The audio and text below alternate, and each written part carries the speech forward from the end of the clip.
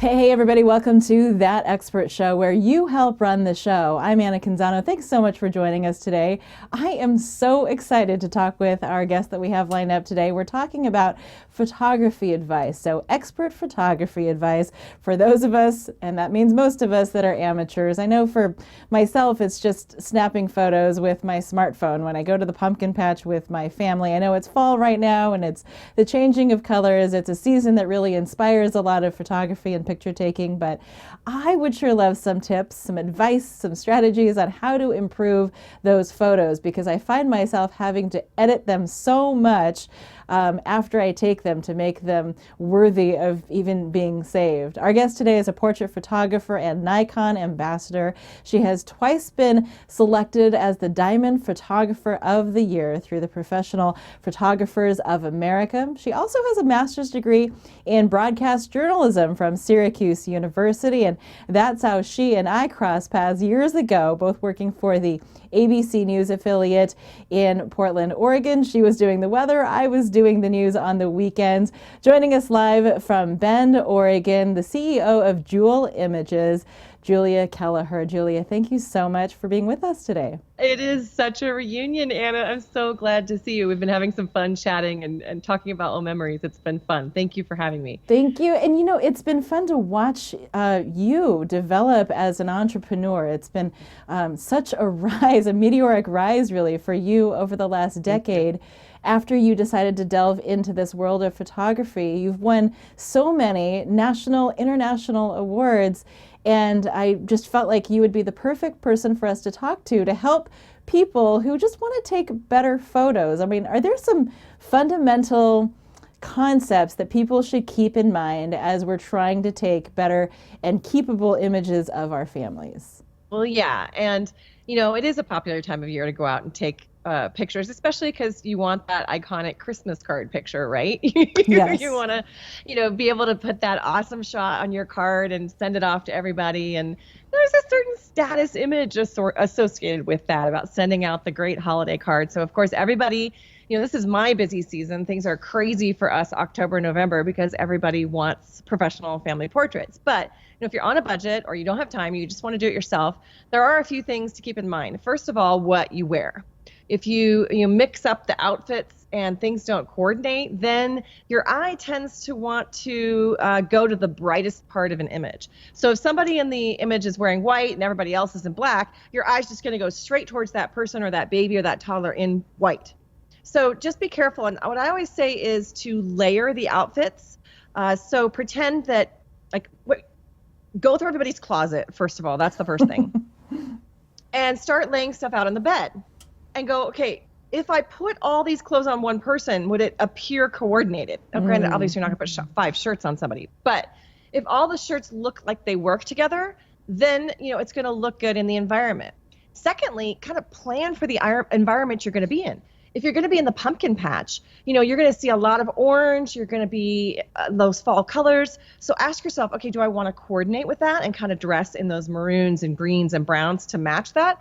Or do I want to go completely the opposite so we pop and stand out and use colors like bright blues, which counteracts against the orange and makes it just a little bit more poppy. So it's really a personal choice. There's not one bad choice or the other.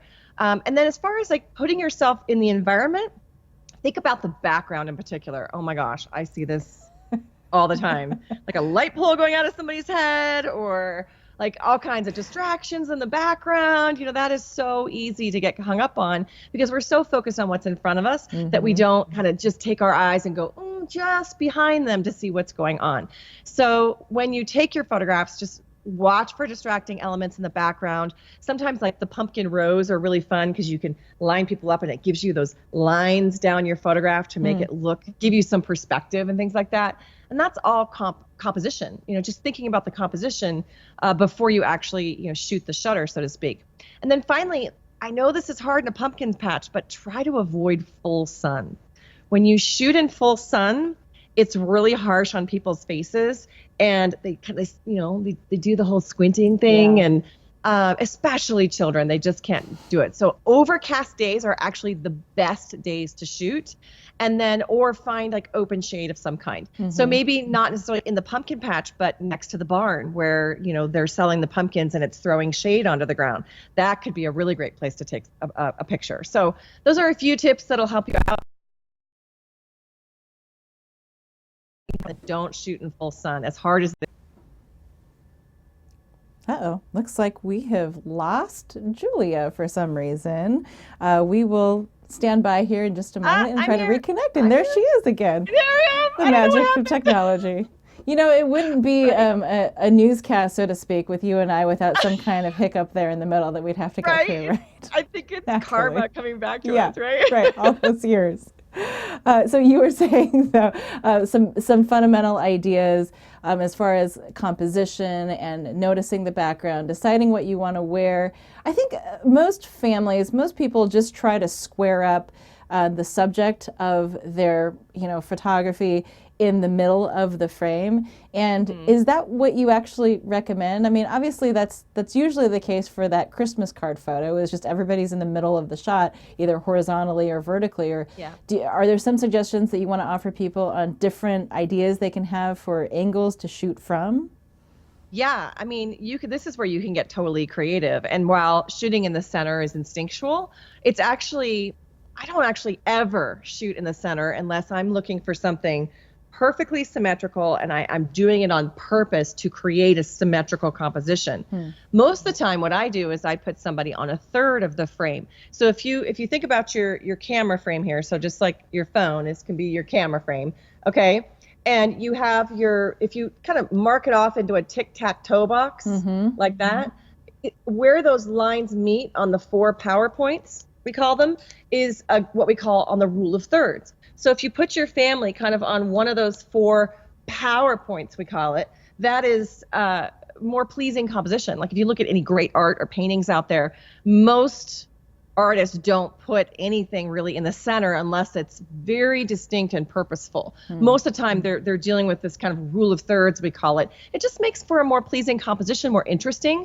But then of course you really have to watch your background at that point, because if you put your family over here on this side, you got to watch what's over on the other side of the frame to make sure there's nothing super distracting. It has to be pleasing back there. That makes total sense. I wanted to share some questions that we had from people online. We always post about the topic in advance of the show, and Crystal wrote in.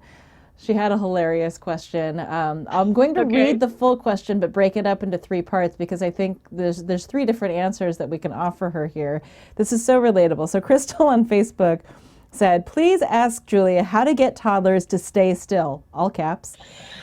And how to get teenagers not to do the thing with their hands in every photo, the hand gesture that you have to Google to make sure it's not some kind of gang sign or YouTube challenge. Also, part 3, how to get a teething infant to cooperate by not spitting up on the very outfit that matches the toddler and the teenager, so you can get just one family photo, just one. She sounds a little desperate. Sounds like she's made an attempt several times to make this happen. I was just going to say, this sounds like a desperate mother who really wants a good family picture. And we've all been there, believe me. Yes. I have dealt with all 3 of those scenarios in my studio many, many, many times, more times than I can count. As far as getting a moving toddler to stay still, that is an incredible challenge. I always say things that distract them. So I will sometimes give them a toy that's beautiful, like a wooden toy or something like that they can kind of play with, and that'll keep them still for a few minutes. Also, too, getting them in someone's arms. I mean, like if I'm doing a family shot and I've got an 18-month-old, first of all, they're more secure in someone else's arms. They feel less anxiety around the whole situation with a professional and things like that. So just getting someone in their arms, and that keeps them relatively still. You can try a prop of some kind, a big bucket, or oftentimes with in my situation, I have a Nikon D5, which is a very high-speed, powerful camera, so I can shoot those toddlers very quickly. And a fast camera is critical for that. Whereas, your iPhone takes great pictures, but I'm sure you've tried with a toddler to take, and it's blurry. Right. Because the child's just like, woo. Well, I can take, like, if you hold your button down, you can take many images. Yes, and you but the can usually shutter get speed one. is The shutter still speed. not quite that fast to be able to capture it. Yeah. And you also have to remember, like if you look behind me here, I'm dealing with strobes too. Yeah. So that flash freezes the action, which with toddlers is super helpful. No, now the advice I say is shoot outside where there's more ambient light. Okay. Don't try to shoot a moving toddler inside. That's a recipe for disaster. Good. Yeah, and you're in a low light situation inside, and that's like the camera can't do it. Like an iPhone can't do it at that point. Yeah. So try to be outside. Give them a toy of some kind. Also, bribes work really well. I love bribes. Now, Those little tiny marshmallows are fabulous because they can eat them without making a mess. Yes, I like that. So no crackers, nothing like that. That's just going to get everywhere. You want like those little marshmallows are key. And sometimes like if you get a prop and you put the marshmallow on the prop, make them search for it, and then you call their name right before you're going to take the shot. They look up, and you've got it. So those are some little tips for the toddlers. Now, the toy that you mentioned, is that like a toy that you would include in the actual photo? Yes, and that's why I say something pretty, like, those beautiful wooden toys you can get that are hand carved, that kind of thing, like a little train or a little flying bird or something like that. Just something that's pretty that a child can do with.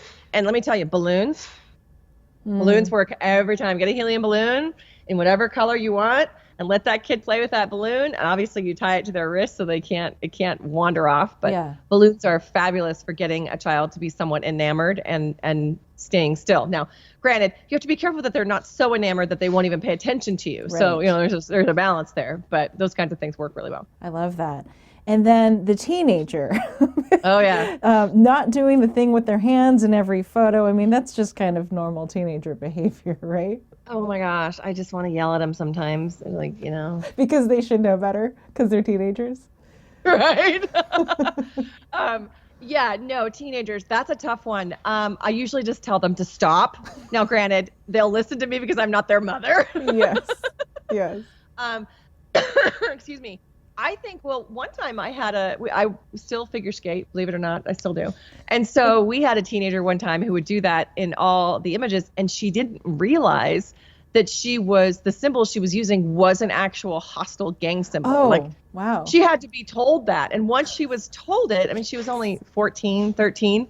Once she was told that, she was mortified and didn't want to do it anymore. But, the kids, they get this stuff up, they pick it up from school and they don't really realize, they think it's cool rather than what the real meaning is. They don't quite understand. Right. So sometimes I think just telling the child what that means will make them stop. But the other advice is hide them behind somebody else. And I mean, you can get to the point, like if you have any small skills in Photoshop, if they're doing that, or just chop their hand off in Photoshop.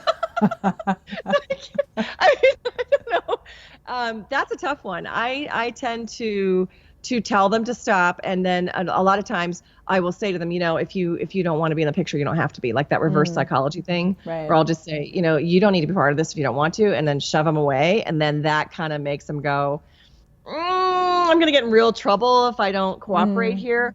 The other thing too is a lot of times kids do this because, especially boys, they just have that real shy or that real, they're not as enthusiastic about taking pictures as girls are. Yeah. And so they have those kind of solemn faces, and I will tell them it's going to be quick. Yeah. So if you promise them it's going to be short and you truly live up to that, they tend to be more cooperative. But I think they really dread the fact that it might drag out, and dads can sometimes be like that too. So if you're just quick about stuff, have it planned out, do your work in advance, things will end up a lot better, and then the kids are happy that it doesn't take forever. Yeah, the prep makes all the difference when you have many players involved. Now, Julia mentioned that she figure skates. She doesn't really kind of go halfway on anything. She just decided in the midst of doing weather years ago that she would become a figure skater, and started winning medals in the process. So it's not really much of a surprise that you're also winning awards now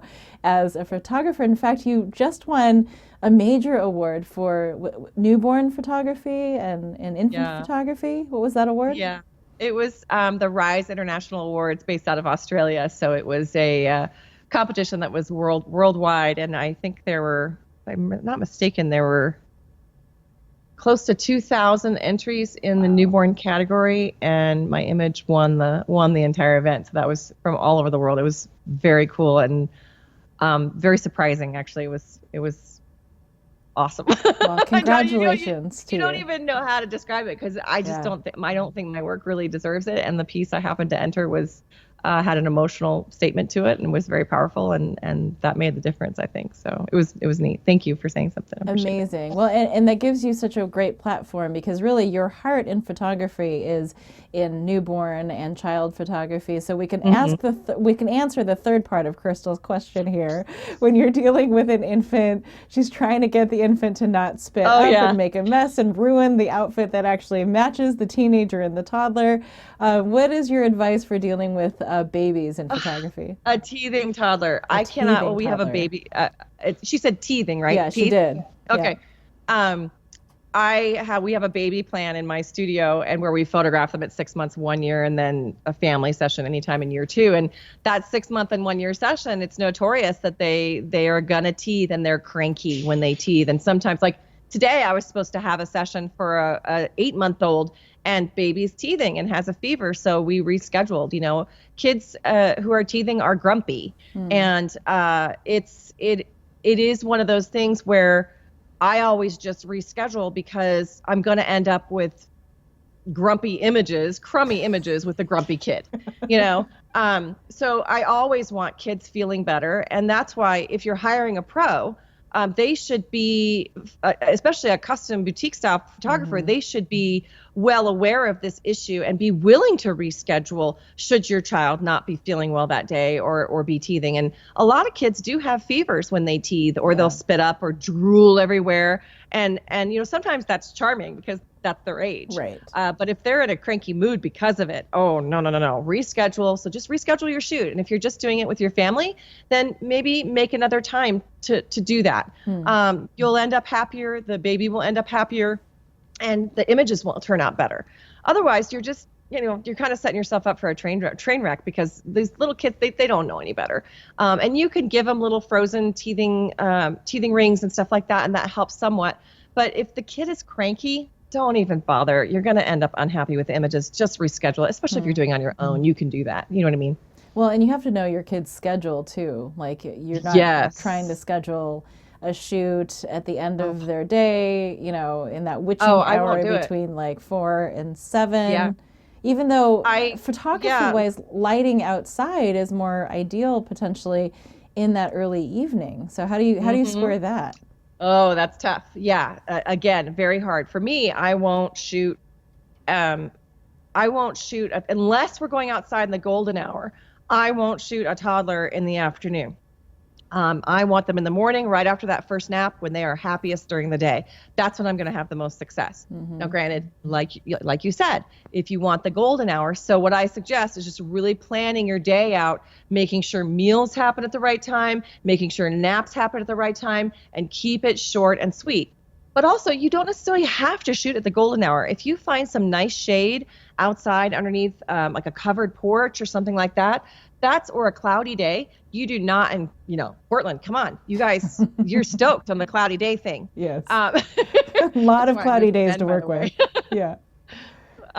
You shoot it on a cloudy day, and then you can shoot it at any time during the day, and it's not going to be a concern, and you can work when your baby's happiest. And I know it seems counterintuitive to want to photograph on a day that's overcast. But let me tell you, you have so many more options. You're not going to have that harsh light in your face.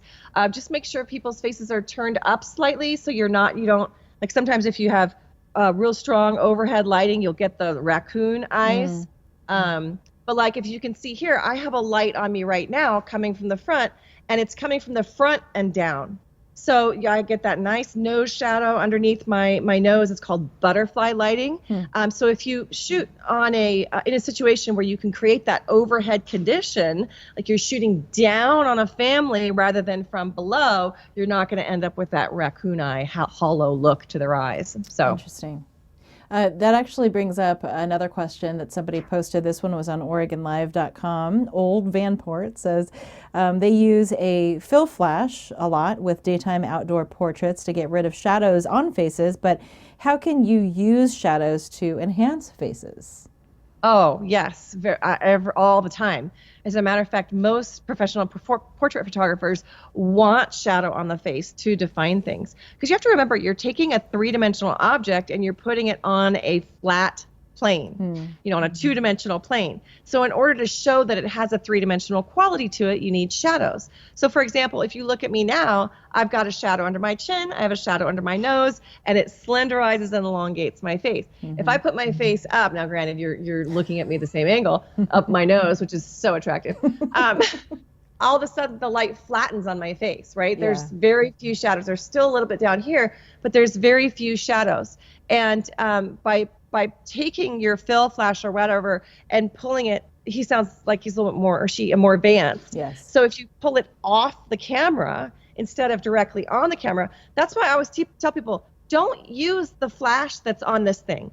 It just gives you this flat look on your images, and it doesn't do any molding of the face. But if you take a light off camera and then shine it over, it's going to create shadows on the other side of the face and create that nice molding look or three-dimensional look to the outline of your face. So like oftentimes I'll be in a dark restaurant at night and I'll have my flash off, but I'll have my husband, like, I want to take a picture of my dinner or whatever, 'cause everybody does that and post it on Instagram, right? And then I'll have him hold the candle and I'll have him turn on the flashlight in his phone and shine it on the object I'm trying to photograph to give me side lighting instead of using the flash that's actually on the camera. That is so funny. I would love to see that scene in a restaurant as you're It's pretty making funny. that shot Yeah. happen. Photography problems, we call it. Yes. I think people are so tempted now to go back after they've taken photos of the pumpkin patch or taken holiday photos and whatnot. And we all want, like you mentioned, that image that you want to put on Instagram. April on Facebook was suggesting, everything doesn't need to be over processed. Try getting a great shot and giving it zero processing. It is very tempting to go in and always use filters and always, contort that image in some way. What's your take on that popular trend? Filters are my nemesis. Even with the pros. I teach a lot of pros how to shoot and how to run their businesses. And in Photoshop, we have something called an action. So it's basically a button you press and it'll do all these things in Photoshop in a sequential order and apply it to your image. And you can get some really cool artistic effects, but there is such a thing as overdoing it. And you can make skin look odd, funky hues, funky colors, and it gives this soft filter effect, like glowy look. And it's just, let me just put this way. 5 years from now, when you look back on those images, you're going to go, oh my gosh, those were so 2019. And you don't want to do that. You want images that are timeless, that last forever, that you look back on and you're like, oh, I remember that moment, that day, and that memory becomes to you, not the fact that you have some overdone filter on your images. So use it extremely sparingly. I don't use any actions or any kind of filters. I will go, if I'm using my iPhone, I will go into the edit feature and just enhance brilliance, a little bit of color, a little bit of light, exposure, things like that. But nothing that adds odd skin tones or unnatural look to the images, because it really is unnatural and it's not timeless. So just be careful of that. If you're going to use this for your Christmas card or for an image on your wall, make sure it's the look of it and the style of it is going to last forever. And use the edits sparingly. Like, don't go overboard on it. Because, I can drop 40 or 50 pounds off someone if I wanted to, but then they really wouldn't look like themselves, It's like... That's true. There is a point of taking it too far. I find, and this may be just a me problem, but maybe there's someone else out there that has this problem. When I take photos, and then on the rare occasion that I take some photos that I actually want to print out, whether they're for Christmas cards or for memory books or to frame in my home, a lot of times when I go to print them, the photo processing center, and it's usually just Walgreens or something, will insist that it's only like a 4x4 image. It's such a small image. What am I doing wrong there that the full image can't be used? Yeah, that's forced me to crop it. Are you using your iPhone to do that? Yeah, just iPhone photos. Yeah. You want to look at your settings in your iPhone to make sure you're photographing everything at full resolution. So cameras have the ability to take a picture that's a small JPEG or a large JPEG. And like some of these new advanced iPhones can shoot in what we call RAW, which is a fully uncompressed format. And honestly, you can't transfer that type of file through the internet as its actual image. It's only a data file. So it can range from resolution that's just using for internet all the way up to big, a RAW file. You could essentially print, obviously depending on the resolution of it, but like my RAW files that come out of my camera, I can print to, 80, 90 inches, no problem. So what's happening is it's a setting in your camera. The photo was taken at too low of a resolution. So I just set it to the highest setting. And that way, granted, it takes up a lot of memory on your phone. So just note that.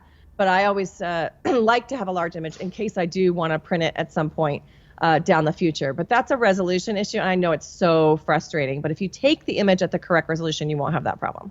What's the most common type of mistakes that you see people making when they're trying to do their own family photos that they want to keep for years to come?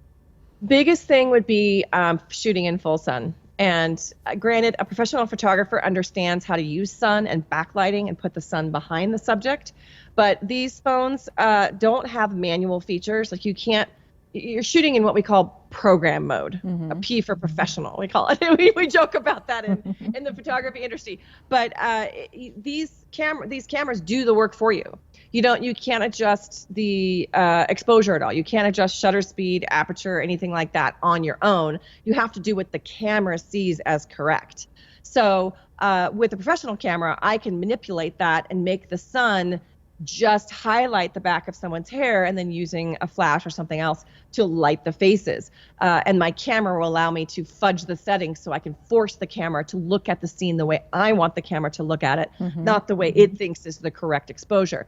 So, and then on top of that, as an amateur, when you shoot in full sun, you're just going to have really harsh conditions that causes a lot of squinting. And I see that being the biggest problem. And then just not paying attention to their surroundings. Folks will, photograph in a big crowd of people where there's just a lot of commotion going on, and there's no way a young toddler or a child can pay attention in that environment. Right. So I strongly recommend that. And then they also tend to shoot the posing. We didn't really talk about posing, Anna, but there's one thing to have everybody standing in a straight line, and another thing to make their heads in triangles or like a musical scale note. So if I'm going to have someone next to me, I can have their head right next to me, and it'll be this really static, us together facing the camera. Yes. But if I turn us, and then make us kind of turn to a specific angle, and then turn the head, chin forward and down. I'm creating a slimmer line and a slimmer look. And then I always say to people, have the rule of don't have anybody's heads directly next to each other or on top of one another. So I wouldn't want someone right down here on an image or right here. So kind of offset everything. Does that make sense? And that'll create heads into triangles and make your posing of your family that much more pleasing. And then kind of turn people to the side. Not everybody has to be straight on to the camera. If you turn to the side and kind of put your weight away from the camera, now all of a sudden it slims everybody down. The faces are the focus, and the people feel better because, what woman in the world actually likes the way they look in photographs? None of us do. But using those kinds of techniques will help slim you down, and then you're not having to use these terrible iPhone editors and filters to try to slender yourself, Well, and the other thing too then is, photographers, professional photographers have assistants, especially if you have little kids. Might that be something that you would think about? You don't have to hire somebody, but maybe you could talk a friend who's good with kids into coming along with you on that shoot. Especially as taking a family photo. Because honestly, the hardest thing in the world to do is to put this thing on the self-timer on a tripod and try to line everybody up and go, okay, it's going to click, okay, everybody smile. Yes, that never works. And click, and you hope you got a shot. Yeah. It's just too much trouble. So having one, even two people who are good friends come with you, it helps kind of rally the kids. It helps keep everything in line. You as the mom don't have to worry about taking the picture and also being in the photograph as well. it's a huge help. I never work without an assistant, and I'm a professional. I mean, I do this every day, all the time with toddlers. Just having someone to wrangle the toddler, even wrangle the high schooler, and keep them occupied while I'm trying to do stuff is a huge help. Huge. Awesome. Thank you so much, Julia. This has been You're awesome. so welcome. And Oh, it's been so fun to congratulations. catch up with you. Yeah. It really has. Thank you for having me. Thank you. And thank you for joining us for this episode of That Expert Show. We will summarize everything that we've covered in this episode for you, because I know Julia shared a lot of insight there into how to improve your own photography. We'll post that on our website, thatexpertshow.com. And if you don't catch us live, you can always go back and rewatch the episodes via social media. I'm on Facebook at Anna Canzano, on Twitter and Instagram at That Expert Show. You can always watch previous episodes also on our YouTube channel, which is just That Expert Show. And we kick all this content back out to you as a podcast. So whether it's Apple iTunes, Google Play, Stitcher, Spotify, TuneIn, all those good places, you can listen to the show and take in the information that way as well. Hope you got something out of this episode. I know I sure did. I'm excited now to improve my photography sessions with my family this season. And drop me a line if you have ideas for episodes or guests that you would like to see on the show, because that's the whole idea behind That Expert Show, where you help run the show.